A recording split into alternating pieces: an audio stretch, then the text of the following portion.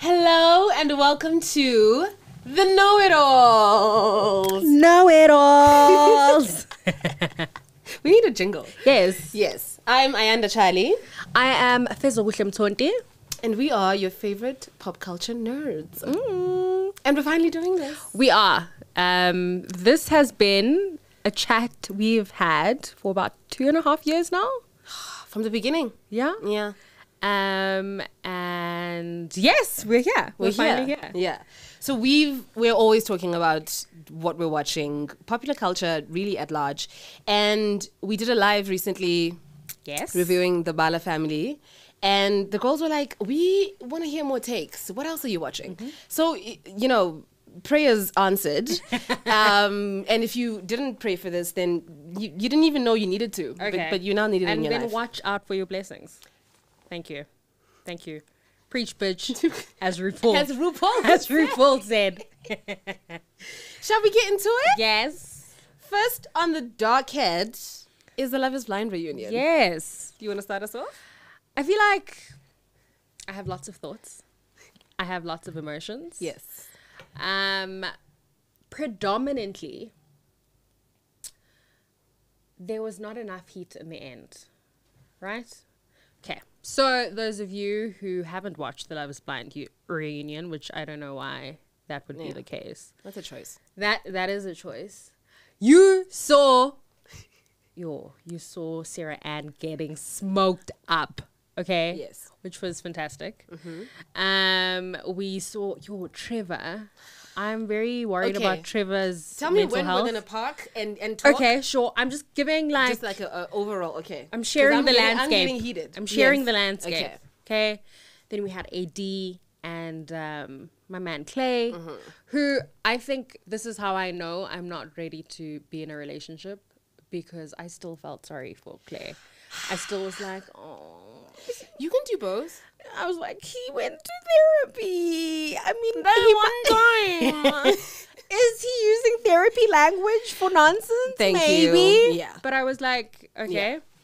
And then we just had nothing on Chelsea. We didn't have much. Yeah, we didn't have much. Nothing on Chelsea. And Jimmy. You're mad about that? I'm very mad about that. I'm very mad about that. And then also I'm mad about was it Brittany and Ken? Because I just feel like Ken, Whoever that is. Brittany and Ken. Are these the wrong names? No, those are the names. This season there was a Kenneth. Brittany and Ken. Yes. Oh, Exactly. There we go. That's on you. but that's actually insane, because I would think that I forget Amy and Jimmy John all the time, but I also remember their names all the time. Kenneth and Brittany are actually people I forget, and I think it's because they left they went home as soon as they got back home. Yes. Yeah. Yes. Did you need more from them? Yeah, I just needed a little bit more accountability as to why he seemed so disinterested. And I also wanted to hear my queen talk a little bit more about why she, as a Christian woman who had decided to be abstinent, to want to then be tempted by this man. Okay. Anyway, yeah. So that's generally the landscape. Oh, okay, and then the married couple, which I don't really Whatever care that about. is, Yeah, like their love is neither inspiring or it's just nothing. It's just yeah. And listen, I respect everyone's marriage. Okay, I respect the love, and I understand that it's blind to some people, and so I appreciate that they saw it through. But there was nothing about their love that made me feel like I'm behind you. And I'm not even one of those people who are like, let's get another Lauren and Cameron. Yes. I don't need that. Or another Brace and Tiffany. Sure. Yes. I just feel like, you know what it is? I didn't get to know them as individuals and fall in love with them and then root for them to stay together. And also because that stupid conversation about contraceptives, the fake drama. It was like fake drama, but also I was really upset at the fact that look, I mean, she tries to sanitize it a little bit. She's like, no, he wasn't forcing anything onto me or whatever. But I just do feel like if your perception as a man is that every single woman is going to be on birth control and have no sense of well, what is this drug that women continue to use? Yes. Okay, because birth control And can how make does you it affect crazy. you? It can, it is like profoundly weird to me that in his mind, this was the boundary that felt like it was being crossed with him. Yes. So I don't know. I feel like he just didn't want to use a condom, and because he's never had to, because the girls have always taken that department upon themselves. Yeah. And I think while he should have been that way, even in relationship, in like, dating, in marriage, I would assume you take on more of a responsibility when it comes to birth control, because this is y'all's plan. Exactly. And you think about how you can pull that weight. But it's also not, it's appalling to watch, but it's actually quite common.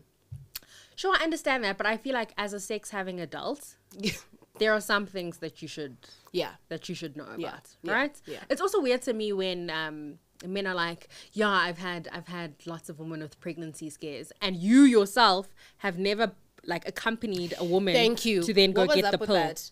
Yeah, that I don't know. Yeah, I don't even know about that. I don't. Anyway, so we've that's enough on them. Spoken about, that's way too much on them. We've spoken about the landscape. Let's talk about specifics. Okay. Yes, tell me. Trevor Noah. Not to be mistaken for comedian and former host of the Daily Show. Is that his surname?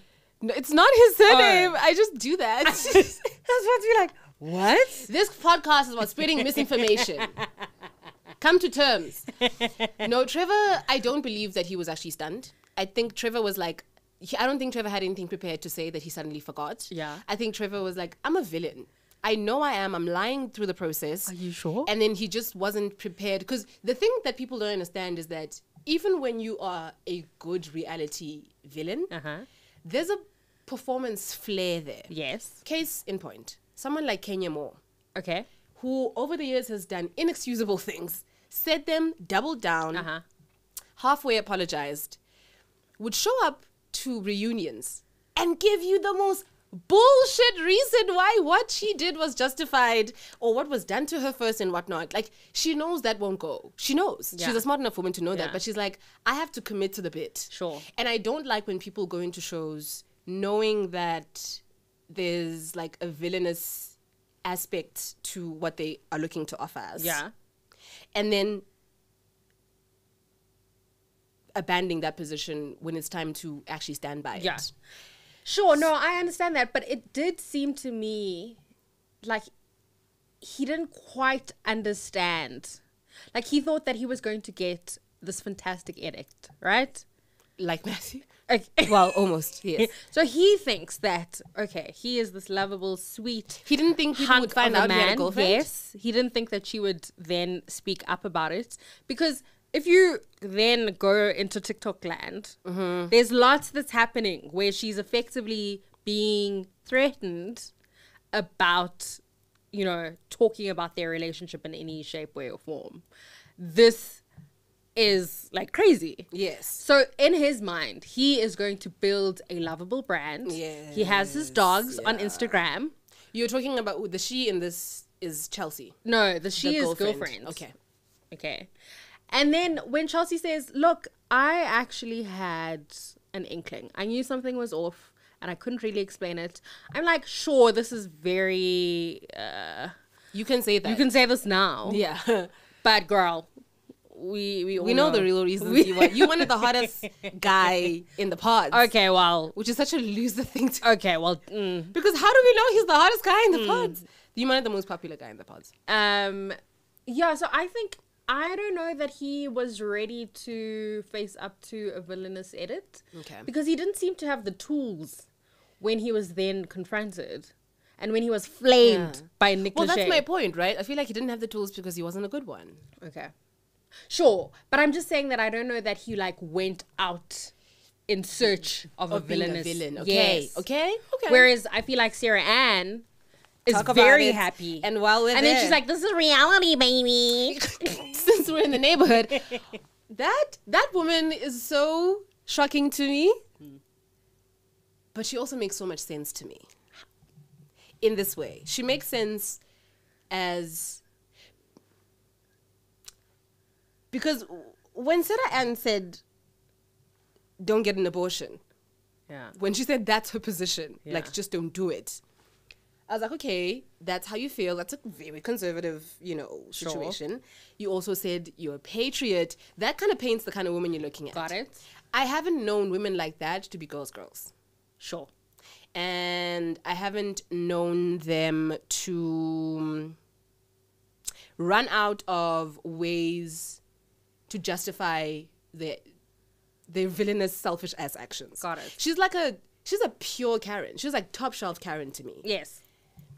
So for me, I was like, this is a complete human being. So I want to add to that. This is why it's so strange to me that a top shelf Karen would feel like someone saying you're a pick-me girl is then sacrilegious. Like, would be like... Well, no one would ever own that. Oh Karens my are God. not about owning things like that. But Ayanda, like... Oh, she said my name's a name count. I feel like if you know that you're terrible and effectively you want men, and that is the position... That is your position. The hill you're dying right? on, yeah. Like, I don't know that is a bad thing to have said back to you. Well, here's the thing, though. I can... And not to say, you know, I don't actually have a position on pick-me girls. Like, live your life, girl. No one actually wants to be called a pick-me, even when you are, though. Sure. But what I don't understand why we don't want to use that word. Like, it is not inherently a terrible thing to want a man to pick you. I'm not asking you to call me that, because I certainly don't act that way. Or am that way. I feel like now you're gaslighting her for gaslighting us. Also, the context in which she was said to her, it's not like it's, but she's a skank. The context in which that term was used was not exactly neutral. Not necessarily complimentary, but it wasn't neutral. It was very much, you're such a pick-me, you chose this man, you like snatched him from a girl, and you essentially abandoned the girl group that we are, which I want to talk about the fake. They're not fake. But I don't care about your friendship after the season. 100%. So when I see it on my Explore page, 100%. that Jess and Chelsea are continuing to pretend that theirs is a healthy friendship. Yes, 100%. Get it away from me. Jess, it's okay. You don't need to like this girl. You don't need to like this girl. Autumn doesn't need to call her Auntie Chelsea. It's okay. The babies are in it. I just was like, okay, this is what my sister said to me. So, Jess is going on Perfect Match. Of course she is. When is this child being mothered? Oh. And not in a weird way. Like, I just feel like... Not in a weird... In the sense that... I'm just like... Whimsal. You know what I'm saying? And I'm not trying to be misogynistic, and I'm not saying... It's giving career pivot. You know what I mean? It's giving career pivot. It's giving I've been hot all my life. Never talented enough to be picked up for anything else. And I feel like hot girls, to the extent of Jess, like if you're that hot, you walk around feeling like, when is it going to be my moment? When is going to be my ultimate like glory moment? And I feel like Jess is like, I'm cashing in on this hotness. Now. Okay, I guess. Autumn is in middle school. Okay. She gets up, she showers, she gets herself ready, she gets this kaftan going. Okay. Grand's probably gonna do and also those things are filmed for like what, 3 weeks? No, Isn't Perfect Match shorter than Love is Blind? Aren't these months? Love is Blind is longer. They should split that time. Yeah. Better. Yeah. And give more time to actually getting to know someone, because 10 days is insane. But you know what I was thinking? So my sister's always talking about how when you first meet someone, you meet their representative. Yes. You don't actually meet the person. For the first like 3 to 6 months. Right? Is millennial law. And so it always like boggles my mind how terrible these people become in such a short space of time. And I wonder if it's because it's so intense. So you have less room to kind of like go home and mediate and check and be and like, have your friends tell you who you really are. Exactly. Right? Yeah. But I'm always just shocked by that. I think about this a lot because I'm someone who naturally is like, hey, look at me, right? And production is normal to me. I try to step outside of myself and go, if I was someone who's never had a stage, never had an audience, and now I'm being watched through a very intimate process. That's a lot. Some people, their wedding day is the most audience they'll ever have. Yes.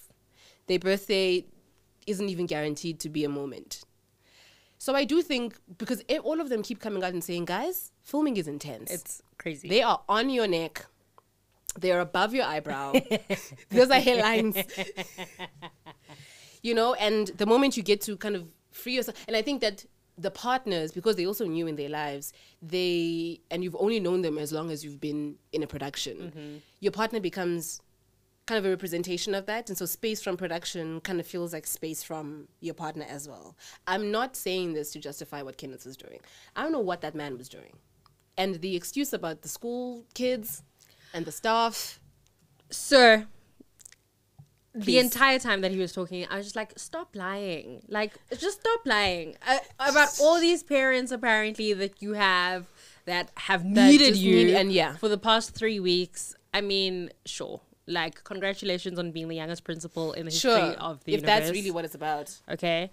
But I don't think so.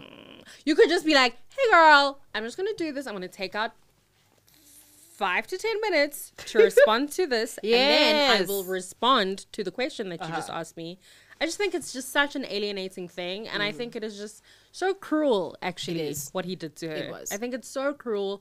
And especially when you're effectively with a stranger, you don't know what's happening in terms of your own emotional landscape in relation to this person. Yes. And then when they completely withdraw from you, you don't have the space then to manage that. And then he puts it on you.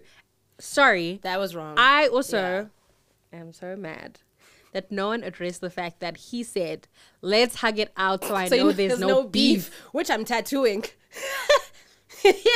Okay, iconic. Maddening.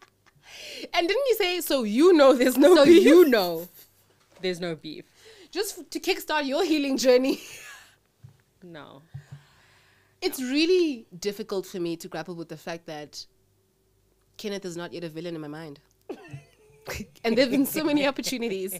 I don't endorse anything he said or did. I don't believe much of what he said as the reason why. Yeah. But I think I'm relieved that that couple didn't happen, because I don't believe Kenneth was ready. Yeah. Even if she'd been black. Yeah. I don't think Kenneth was ready. Someone said that Kenneth reads as a very idealistic guy. And he's in that phase of his life where he still thinks it's about finding that ideal woman who fits all of the things. I mean, he's also 12. So. He is. Yeah. He is. And I think his career success makes him think he's older, because he's used to like leading a whole school and things like that. I don't think he realizes how, immature he is when it comes to how he views people. I also want to say, when Jess was on the Vile Files, because they interviewed her, then they interviewed AD after the reunion, she said that conversation between Kenneth and Brittany was actually a second take. They had a much more... Of course, now we didn't witness that, so we don't actually know how good it is. And keep it on camera. The girls are saying really nice things about the guys. Yeah. And each other, to a point of, I feel gaslit sometimes when they're like, actually, guys, it's nothing like that. No. Chelsea's a very strong, secure woman, and they did say, like, we don't back. It was shocking to see her that way, but I don't think that was Chelsea at girls' night is that different from Chelsea. I also was like, AD, stop lying to us. Stop. No. I just feel like Chelsea is who she is. Is what she is. Yeah. She's working through it. That's fine. And she's working through it. And actually, I would believe... So Chelsea, a few times on TikTok, has just been like, hi guys, it was a year ago. I have gone through this thing. I have been resolving it the best way that I can. And I believe that for her. Which you said at the lunch you had with your man's friends when you first met them. You said, I know who I am now. And I think that's the thing with Chelsea. She keeps saying she's arrived and she hasn't, which is dangerous, because look what she keeps doing to people while saying she's not there anymore. Look, man. So I just don't trust it. I hope it's true. Yeah. I just don't trust that it is. But as you were. Okay. Yeah. Charles, Do you have anything for the menses? I think Clay is redeemable. In that suit? And he was sitting. What was happening? I was like, is your waist trainer uncomfortable? What's happening? Okay, that was weird. You know what I suspect? I think he had a mic pack that And it was he didn't know how to live with. Yeah. And maybe there was a cushion, and I think he was like, okay, you know when your outfit is already not great? Like, it's not sitting well, and now you have extra gear, and you're like, okay, what's the best way to sit for my mic to sit properly and my outfit to not Shame, shift? did you see the behind the scenes where AD's like, yeah, I'm wearing Vuitton and I'm wearing this and this dress, and I then did not see that. And then the camera goes to him and he's like, this is a no-name suit, but you know, I'm making it look good, and I'm just like, my king, girl? it's okay, like wear your suit. That's striking though, because I love Clay's kind of model of duty style. when Clay is walking down Rodeo, Yeah, in his knitwear and skipper, and Yes. like he's an edgy, yes, he is. fun dresser Yeah. when he's casual. Yeah, I like him when he's casual, but I also think he looks good in the suit. Yes. Look, he's kind of got the kind of body that can't look bad yes, in anything. and also I think he's redeemable, and that is dick is on me. It's redeemable. That's on me. That's something I need to work through. I understand. I'm the one that's You're not wrong alone. here. You're not alone. But I do think he's redeemable, and I do think he did it. And in terms of the work, I think he did what he said he was going to do, and And he should continue doing it. yeah. I actually do want to kind of zoom in and slow down here, because I think Clay gave us a rich text. He did. Oh, wait. Sorry. Sure. The moment between Clay's dad and mom, Of course. I think is one of the most important, like, things that we can extract from reality television in a way that is not in the scheme or the realm Yes. of reality television. Yes. A legitimate conversation, Yes.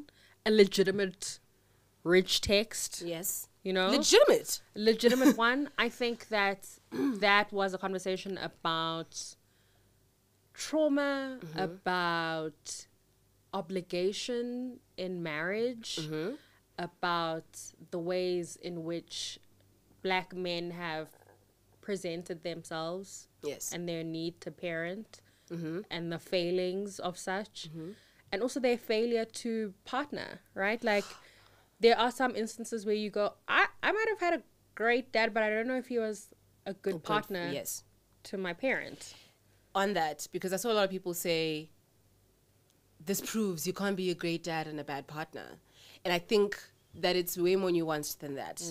I think that what's important to a child changes as they grow. And I also think what we give men credit for when it comes to parenting is not much. Like, it takes very little to be called a good father.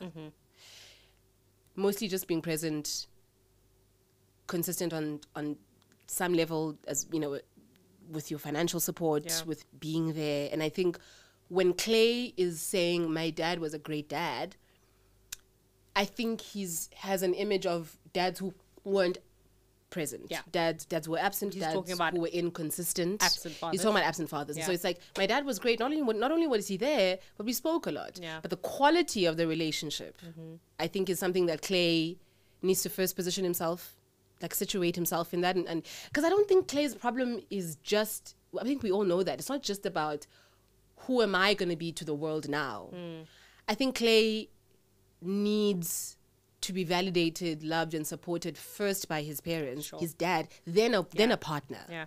And you can tell that And I feel like he's not acknowledging, he doesn't see the ways in which his dad has failed him and how he is not fine from it. He's just kind of shifting the responsibility to the wife now.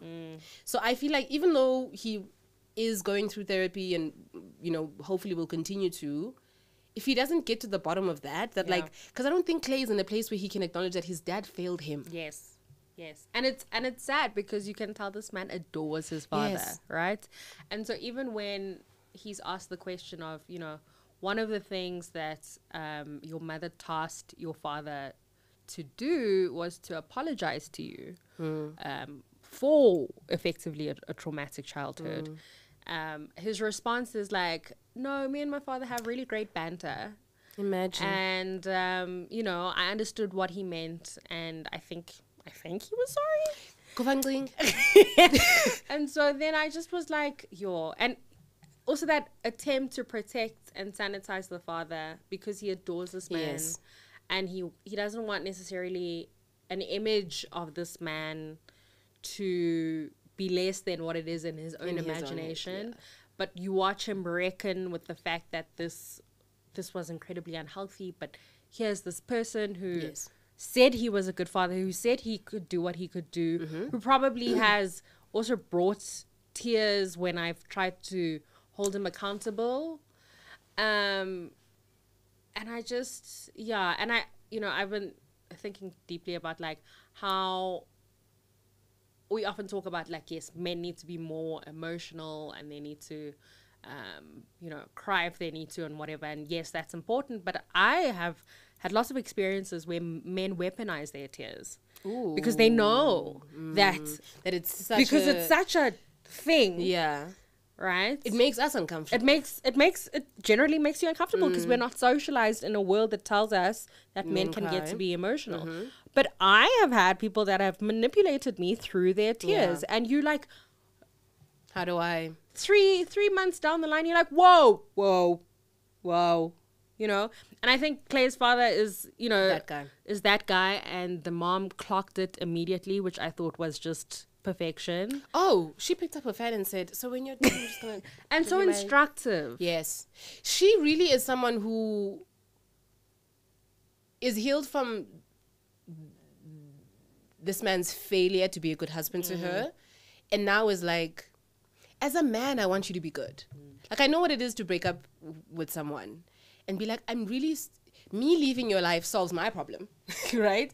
But it doesn't solve your problem. And I still love you enough to want you to have a fulfilling, healthy life. Yeah. So I really do want you to get it together. Yeah. And now, if not just for yourself, then your son as well. Yeah. I don't think Clay Sad's going to do that. But what you mentioned about Clay saying, me and my dad have banter, and so that means he's the best. When I think that's connected to what he said to AD when she was coming down the aisle. That's an awful thing to say. Okay, body. I don't want to hear okay, body. Someone said it was that dialogue was out of an Instagram comment section, and that was right. It was. I think yes, and I think that even if we've seen men who on Love Is Blind feel greatly for the woman but don't want to get married, they still muster up, beautiful words and gorgeous gowns. I think that Clay's banter with the people he loves is a representation of how far he can go emotionally with them. I don't think Clay is able to, except for when he's articulating pain and struggle, I don't think he actually has language that is intimate and soft and loving and like all the things that you might think. Of course you're going to think that when your wife is walking down the aisle. Sure. I don't think he has that vocabulary. Look, because I didn't see him use it with AD. Yeah, he doesn't use it with AD, but what is interesting is the moment he shares with Brett, right? And that is... That at the reunion. Yes. Let's talk about that. And I think you watch his... he has very big ideals for what he thinks African-American husbands and good men should look like, and he typifies that in Brett, which I think is their own like sweet little moment. But there is clearly more adoration, and there's a way in which he's held him up to the light. Brett. Yes, in a way that he didn't do for AD. And I think there is the nub. There is, So explain that to me more. Like, what does that mean? What does that sound like to you? I mean, you watch this all the time. You watch men clearly adore their friends and other men within their lives. And the woman that they are in these intimate relationships with, they don't have the same level of care, the same level of Admiration. profound admiration, because these women are there to service particular things, Yes. right? Because Claire continues to say, AD held me down. AD was going to work with me. AD, you know what I mean? Like, AD is in a service role. Yeah. Right? She serves a function. Inherently useful in and of herself. She is, by the way, also loving and kind, but what she really is here is to prop me up. Yes. Right? But I can acknowledge that man has inherent value just by virtue of him being. Yeah. You know? And I think, like, I don't know if that's a formulation of patriarchal bonds that have kind of been created.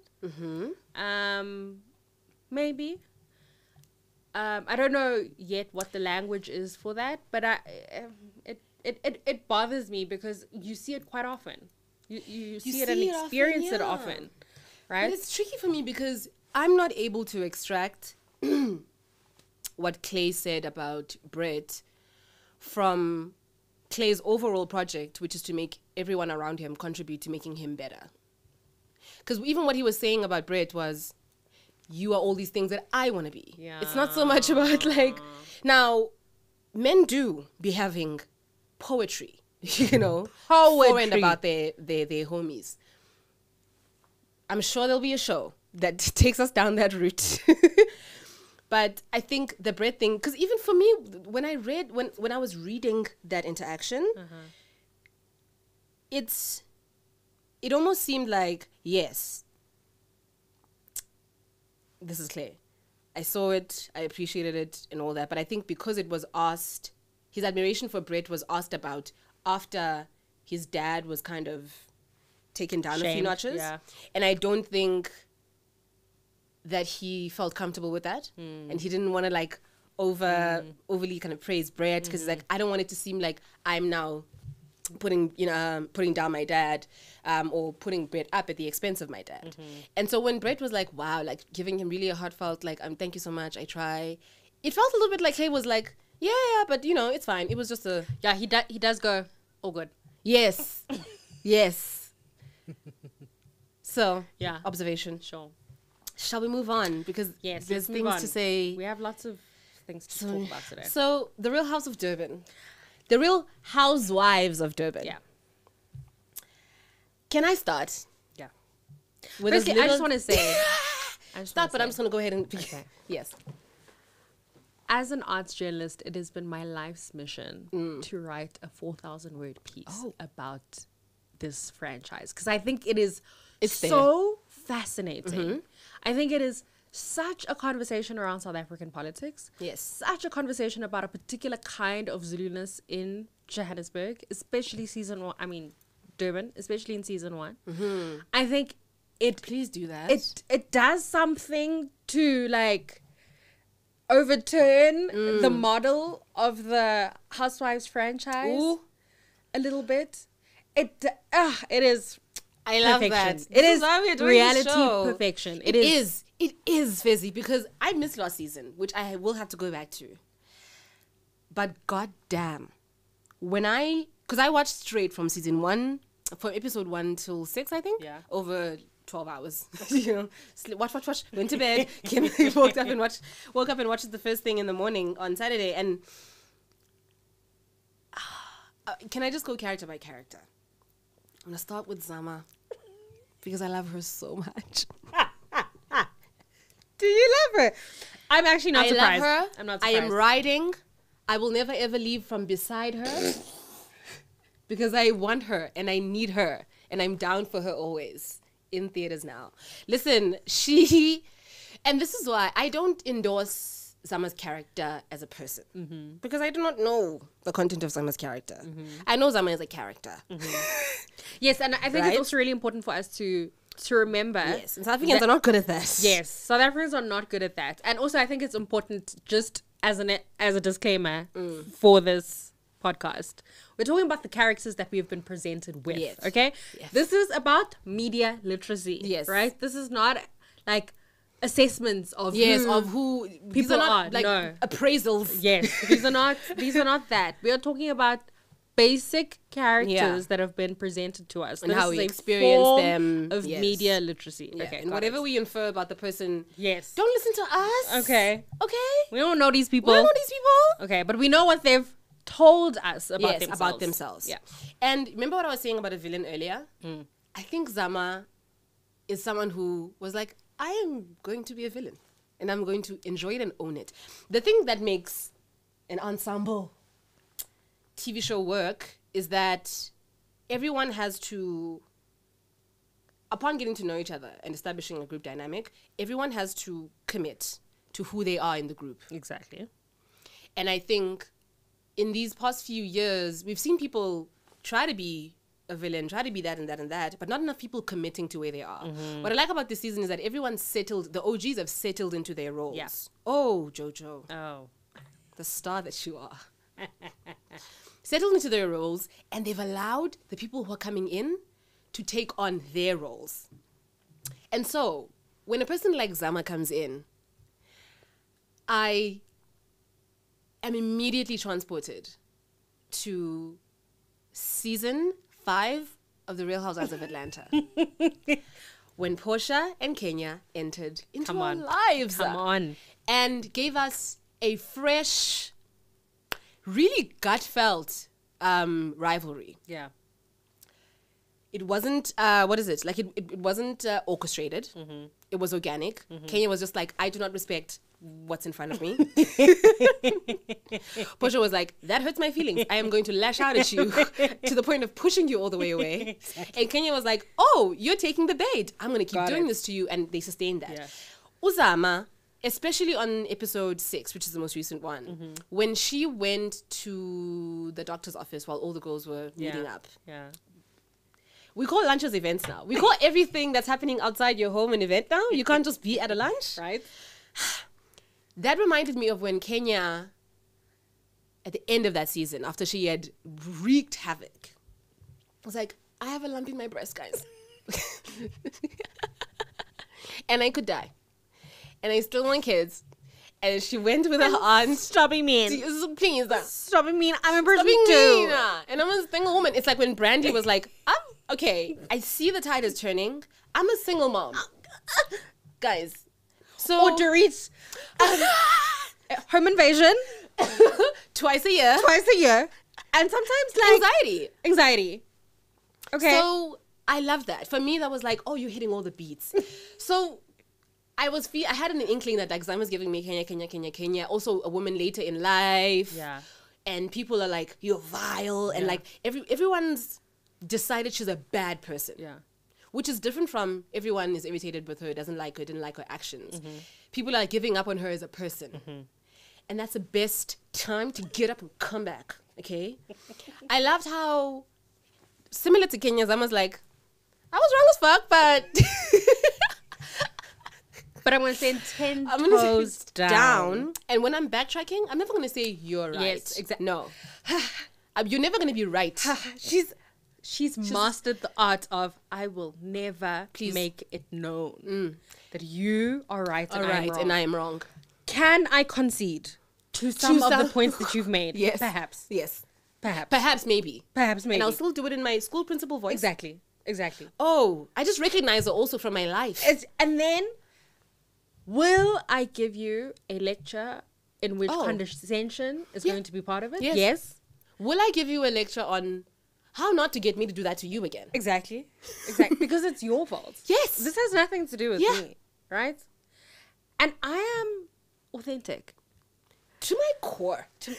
I just want to know when authenticity became such a foundation to our morality, right? Yes. Like, As long as I'm real. when did we, when Jennifer Lopez was like, I'm real, the way I walk, the way I talk. You walk. Right? And I can't live without you. Which, by the way, special episode coming up on This Is Me Now. The documentary, the movie, and the album. I'm so excited to watch. It's happening tonight. If you want a video where we live react to it, we can do that. But yeah. Anyway, so Okay, because this is my gripe with Courtney from Kim.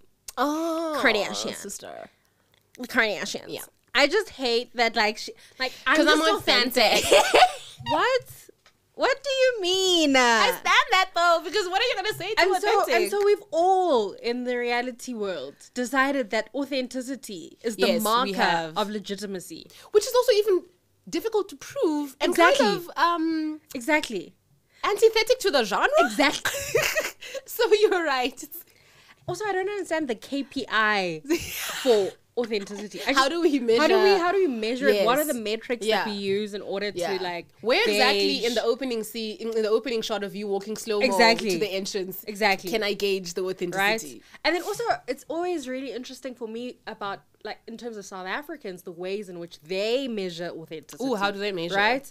Because initially when Slee came in last year, and the fact that she had, you know, this big spiritual journey, and she had, you know, all this turmoil in her past relationship, which led her to leave her children and so on and so forth. And then the Right? financial stretch. On one end, we're like, this is authenticity. because it's not all pretty. Because it's not all pretty. And then the moment she started getting, like, this season, I'm not enjoying Sleep, but now she's very preachy and very like, well, I'm the moral center. Yeah. And suddenly she's not authentic anymore. I mean, aren't those things, Well, you're not supposed to own it, remember? right? Like, aren't all of these things part of your journey, part of the thing that makes you that thing? You know what I mean? So I was just like, Do you think it's like she's getting too big for her britches now because she's... yeah, because there's that scene where she's like to Angel, girl, you just got your eyebrow now it. Please. And Angel, Angel, come to the front. Oh, because I love you too. You didn't I expect that, did you? love Angel. You didn't expect that, did you? I love Angel. She's also a lioness. You know what I love about Messy ass Angel? queen, but she also clocked in. Yeah, she studied Get people who respect the genre. She studied the genre. Yes. And she said, I want to clock in. I know what time She it reminds is. me of Candace, who actually didn't get to see it through when she was on the show, but she reminds me, she's a representation of the younger generation who watched it and was like, Yeah. I know I'm made for that, Yes. as opposed to the people who were kind of proving the concept. Yes. Yeah. Yeah. And I mean, she doesn't have the things of what we associate No. with Real Housewives of But who does it? anymore? whatever. But I mean, the Durban franchise just none of She's the got girls. the 5 careers of Phaedra. And that's in the Bible. Okay? She's got that. I just want to I want to address South Africans right now. There is this whole discourse that's happening on Twitter about her not being legitimate and authentic about her fertility journey.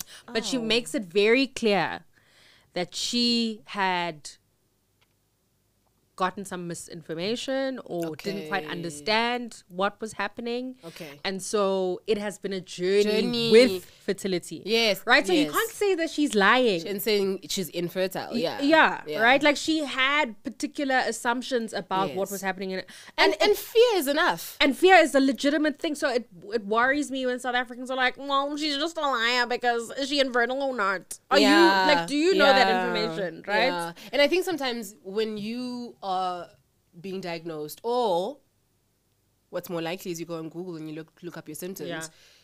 we tend to stay in the what it could be, like the worst case scenario. And I suspect that she might have felt similarly, where she's like, they say it's this now, but they also said it could be this Yes. down the line. Yes. So I'm nervous about Yes. that. That's I think that's normal such a and natural. normal. It's so normal. Yeah. I think don't do that. just because you don't like her, don't then create Make a lie narrative. out of. Well, she is a liar. Okay, look, wait. Two things can be true. She doesn't lie about her though. Yes, she doesn't lie about herself. Yeah. Because she is a recording. Kayes and I were watching. Because she, in her whole intro package, they did all of the taxi, psychology, design, I want to hear textiles. more about her taxi And then stuff, in the- by the way. I mean, her dad's taxi stuff. And then in the chair, she was like, and I'm a recording artist. We went, whoa. And listen, I'm no one to talk. I have multiple Yeah, me too. jobs. We both are multi-hyphenates. And so it's not something that I've met people and I've told them, I do these 2 things or these categories of 2 things. And people are really like, oh, that's a lot. That's too much. Which one are As you? if I'm using their 24 hours. Not authentic. Not so I'm sensitive to that, and I kind of back it, even when it's false. Like I'm just like, I back that. Look, I love her. I think Because South Africans are hustlers. Exactly. We have hustle culture Exactly. here. We don't have entrepreneurism is mainly hustle culture here. And in this gig economy, she Yes. is so appropriate for the show in that sense, right? And look, she clocked in. I love her. I think just as a trope, right? Like I'm not necessarily interested in her. Yes, as the a trope she personal. works, yeah. No, I'm interested in her as a trope, and I think Yes. she's fantastic for that. I want to say that Sarisha is clocked in. Finally, Sarisha is at work, and I'm so Finally. proud when I watch her. I'm And I proud didn't of watch her last looks. season, so I didn't. That Black Widow. Come on, and then that fairy moment. Yes. Okay. The red faves should have worn that to the thing. Exactly. When she wore the gold Exactly. wings. What was Exactly. Anyway, also she's decided that she's the shady matriarch. Yes. But she is the matriarch. She said, I have money and I will use that money for particular influence. Yes. For particular kinds of discussions that will be held in my presence. Yeah. Right? And then also that I don't get to That's be down there. like, no one gets to insult me. She's right? Vanderpumping. Right? And so initially I believe Zama was like, lol, lol, lol, ape, lol, lol, lol. Yeah. But then the other girls were like, you can't say that to You can't say Sarisha. that, And no. then suddenly Sarisha has Yes. an issue with it. Yes.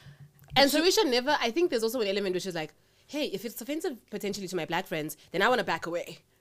Immediately. If you don't. Immediately. Anyway, it's such a change from It is. Sarisha first season. She also looks amazing. She looks good. And she's like calm about it. No, what did she do? I'm not able to pinpoint don't the know. work that was done. She's giving tighter yeah. in the face. Yeah. And she's a little bit more, she's She's more in her mischievous. power. She's in her She power. is. She's She like, is. I There's love an untouchableness that she like embraces. You know who's clocked in also this season is Jojo. Jojo said, Oh? I am a rich, spoiled housewife, and that is what I'm going to give you because Yes. I'm able to. Yes, right? yes. She does not need And Bube lets me lets me do that. And she really needs to like lean into that. it. Yeah. Versus like trying to make legitimate relationships with these girls. Come on, Let's be serious. We 'Cause know. I don't believe the Nonku alliance. I think of it as an alliance as opposed to a friendship. I think they think they're friends, and that's Oh. fine for them. Like, Okay. I think that's fine. I think that what Jojo's been able to do with just being like, this is my life, and I'm so rich, and it's just like hard to be rich, but it's like fun. It's like, yeah. But it's like also great. And guys, I was abused, so I deserve this. That was fully her first season. And I'm actually not taking away from that. I think you don't even have to be abused to deserve that shit. Sure, but I also like I don't think she needed to do that. I think she just needed to be like, hi guys, I'm rich, and that's the story. No, though, she did.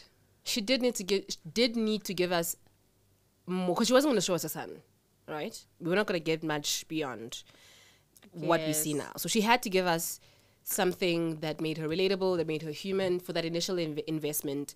I think as a viewer, I want to believe I don't need you to have ever been abused or had a struggle for me to sympathize with you. But I think because her life now with this man is so one-dimensional, and it seems like has like some privacy measures in place. There was only so much she was going to be able to give, and I think her past was an easy thing for her to offer up. Sure, I saw. I watched her top billing wedding. That happened. And she would was like to see so different. She was just such a different Jojo Roberts. Was she giving rugby wife at the? You know how they are on top billing. A bit, but she was just like giving really, really like sweet poppy, like just really like. How she got him. Yeah, she's become a little bit like edgier over time. Oh, this was long ago. When This she got was long married. ago. This She was didn't get when they married first during got the married, and like franchise, okay. Calvin is looking really young in the image. I was like, oh, this is interesting. Someone said Jojo never says anything about loving Calvin. It's always about Calvin being so rich and her loving that. Yeah.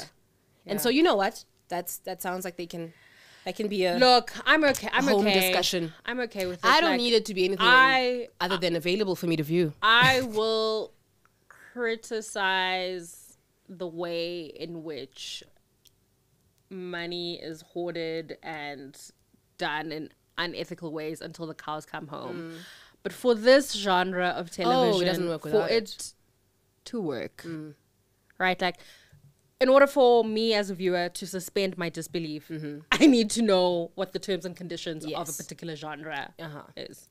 And so for me, that's why it's okay for her to just be like, "Hi guys, I'm rich, and I don't need to make legitimate relationships with you guys at all. Sure, I need to have an alliance here and there. Got it, love that journey for myself." But you know what I mean? It's okay. It's okay. And I don't know that we have enough of that on South African reality television in general. And so it felt refreshing. When we can get it, let's take it. Before we move on, want to touch on just how many cast members we have this season. Just the sheer employment rate. When we got to, and I didn't learn her name. Okay. This queen right now who's saying that she's pretty. What's her name? Oh, yeah. Amy. Amy with an E-I-G-H. Yeah. Ame. Strong story, great. Actually, something to work with there. But she came in at a point where there was enough to work with. Yeah. We hadn't even seen through the storyline with Zama and Angel, I think. And then she came and compounded what was happening, which luckily it all came together with the castle because they were able to have one big conversation about it, which I think is going to be... I like that they've let go of the small stuff. They know which conflicts to preserve and which ones to just do away with. But I think that we do need to downsize. There's too many people in this cast. It's not sustainable. Unless she's dropped in just to come out again to give us something to work with, I'm happy with that. Mabusi, I guess you had a bone to pick, queen. But do we need you this season? No. That's why Jojo was like, I don't have it for you. And neither, Ngungu's never had it for her. But it's just like, you're not in the list of KPIs this year. So I don't even have to touch that. And look, I liked Mabubusi when she was a companion to Lassie, right? And, okay, by the way, sorry, I miss the narrative center of Real Housewives of Durban, right? Like, I felt like Kongo was the narrative center there. She had a personal life to be, and we also had Ayanda in the first season. And that thing, the Nonku connection there, narrative center is it. But also, it was also just like the stuff of Durban Zuluness, of rich Durban Zuluness that I just adore. And her sidekick. And critique and... like... it's just so fascinating. She was because it's so home. Yeah, another rich text. Yes, such a rich text. And so we've kind of lost that a little bit. So I miss that. I think that if Angel could lean in, she could do that. Because she's a little bit funny. Actually, no, let me take that back. Zama. Lean into what though? Zama. Okay. If she could lean into her snooty Zulu rich. I need Zama to do that. We could get that back. Because we miss it. Yeah. Right? I think Angel could do it here and there. I could. I think Angel is too concerned with being a good girl at the end of the day. I think she wants to make good TV, but she wants to be a good girl. To whom? She wants to be consistently likable and lovable, and she wants you to... Because when she said... What did she say about Surisha? Surisha will... call me out, of course, when I'm lying or whatever. She doesn't say I'm lying, but when I'm being a mess. And then she'll also say, I see your improvement here and there. Okay. She likes that validation. That's someone who's interested in being redeemed. Yeah. Zama's not. No. Zama wants to stay on the show, so she'll make nice just to be there. But she doesn't respect those girls. She doesn't. She doesn't care. At all. She doesn't care. And, Is that it?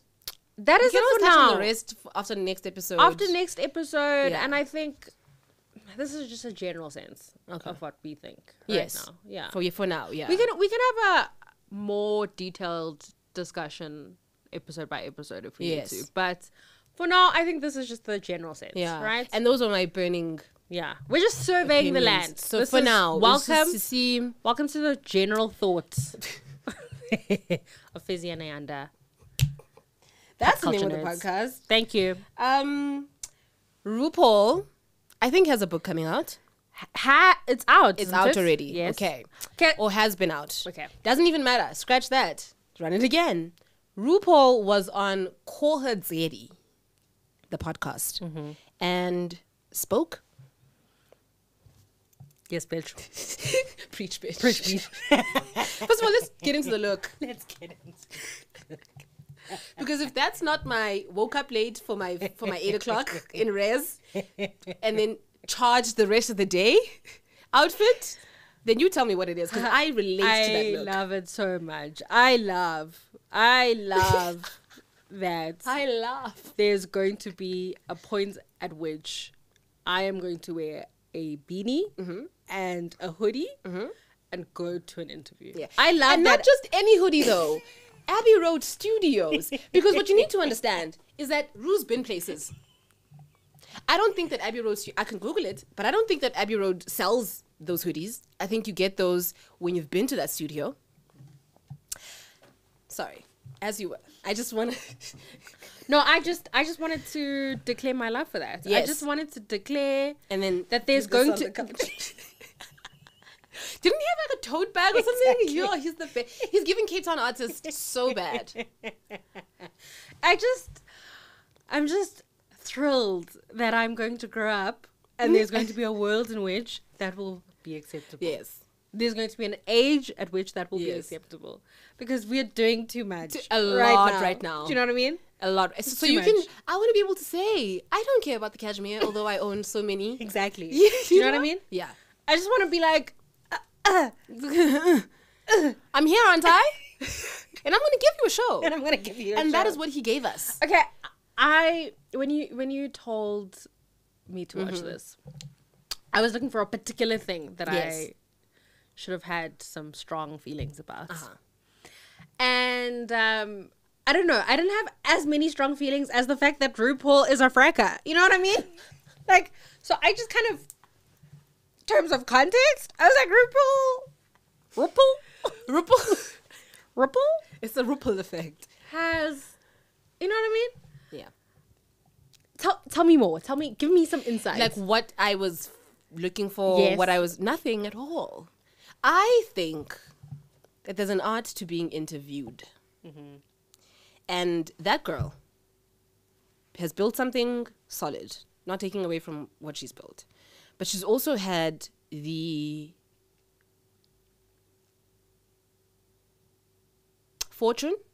good fortune of having enough resources to get the most experienced performers as her viewees in this era of at the point at which her podcast was going to be like at its height. So a few people that I've watched that I loved, it's Ru, is there anyone else? I can't think of anyone now on top of mind.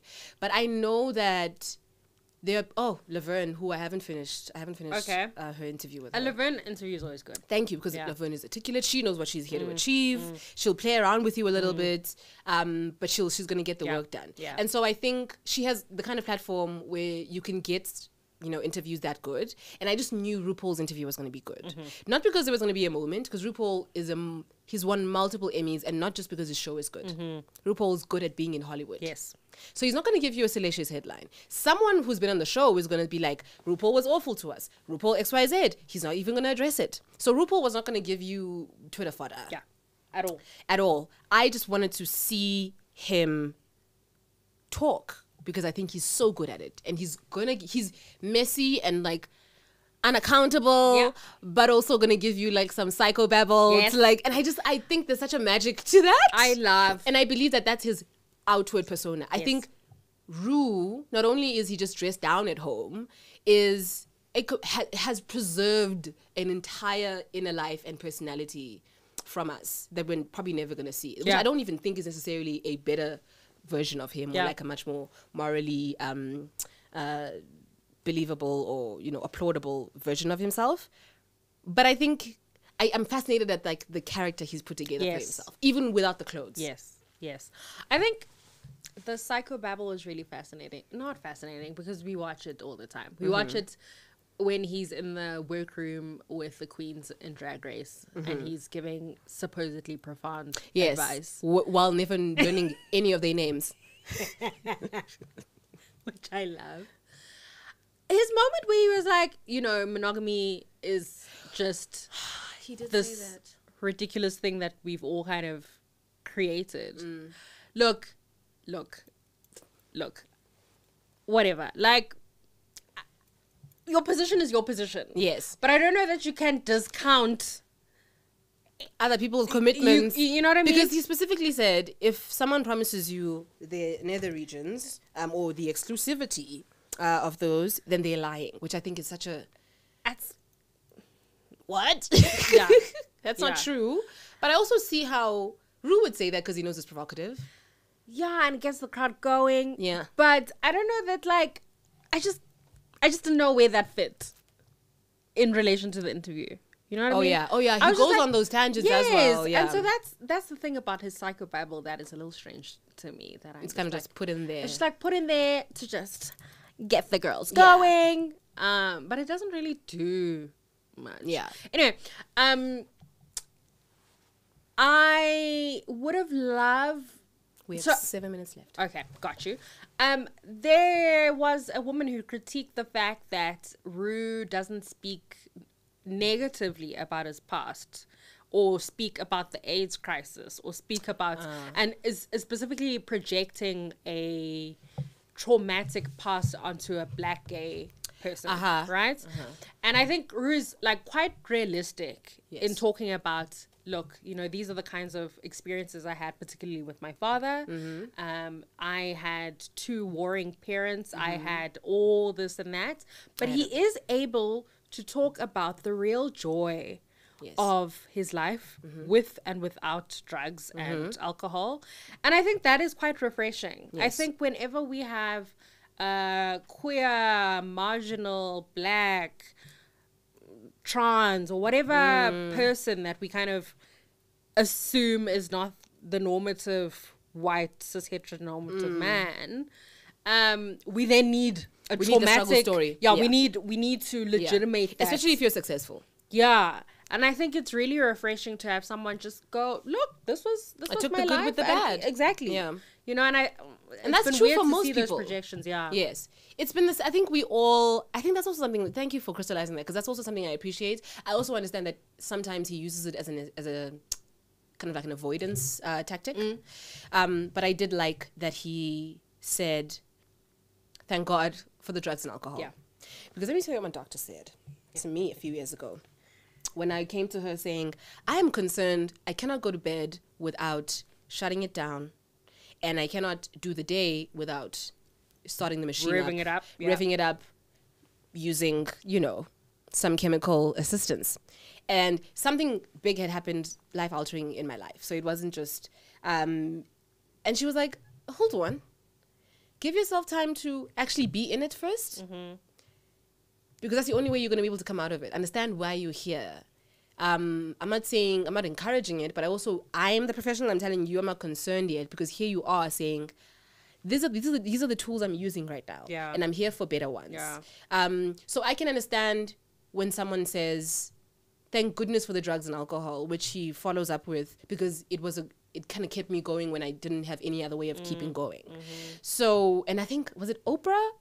I know, right? But she said recently, and I think also in as a part of her Ozempic talk, was like, some people, not everyone Next who drinks episode. next episode, not everyone who drinks alcohol is an alcoholic, right? Or will have alcoholism. There's a genetic, you know, disposition to be an alcoholic, and same thing with obesity. So I take what Rue says, and I'm like, I appreciate how they sit with the mess of the behavior, and I'm mostly talking about the alcohol abuse. Sit with the mess of the behavior, acknowledge what gap it's filling in this moment, while also understanding that I am working to address this. Before we pathologize it and now make it that I drink a lot, I am now an alcoholic. Because there's usually some lead time there to figure it out. My therapist always says, your cells, like, listen to what the various cells are saying to you. Ooh. You're not necessarily irrational. Yes, you are using maladaptive strategies to cope with this particular thing, but that's because something else is happening, right? And give those selves the benefit of the doubt and just give them a chance. Just be like, hey girl, what's happening? Sorry, I missed your call earlier. Sorry. You know, and then get to that and then figure out various strategies, but don't necessarily put them in a position to always be read in a negative light. And I think makes you avoid them. Yes, right? Yeah. And that also kind of makes you dig your heels and say, oh my God, I'm such a terrible person because of... And that's really freed me up as well. When I've just been like, Fizzy, this was not behavior that was appropriate. This is the thing that you shouldn't have been doing. These are the things you shouldn't have been taking, right? There was such judgment on that. And I think what Drew's able to do is to really free us from that and to go, hey, this happens because these things happen because life. And I come out on the other side. And I think that is really, and especially in his beanie and his and his hoodie. I think there was something about that I was like, so much. Yes, just like don't believe the hype. Yes, listen to yourself. Yes. And he's right about drag. We're all in it. Yes. We're all born naked and the rest is drag. Yes. As we say goodbye, can I give you my favorite Drag Race song? Yes. She's a super queen. She's a super queen. Hi, bo. Yeah. Okay. Thank you for tuning in. Tell us how you feel about it in the comments. Please subscribe. Yes, please subscribe. So that we can be able to pay for legit, real images that... What is it? How's the licensing work? So we can afford ones without the watermark is what we're saying. And maybe fill up the wall. To add to my personal... collection. Anyway, loved doing this with you. Let's do this again. This was incredible. Loved being here with you. And you. And you. Heal the world. I'll sing us out, guys. But sorry. Just keep talking. Before that though, I just want to say we are really, really curious about popular culture. And so we would love to hear what you would like us to talk about. And we will probably know about it already. Yes. And already have opinions about it. But we would love the opportunity to just have a community. Whole seasons of shows, even old, that you want us to watch again. Don't ask us how we'll access them. Random things you see on the internet that you're like, want to hear their take. Albums you want us to listen to. Lord knows I need someone to give me a reason to listen to anything new. Anything, guys. We'll talk about it. And then also, we actually are journalists. For real. Believe it or not. And are actually very good at interviewing people. So that will be another part of this project. Yes. And that will be incredible. But we just thought we'd just give you a sense of who we are, what we think. Yeah. And Yeah. Love you.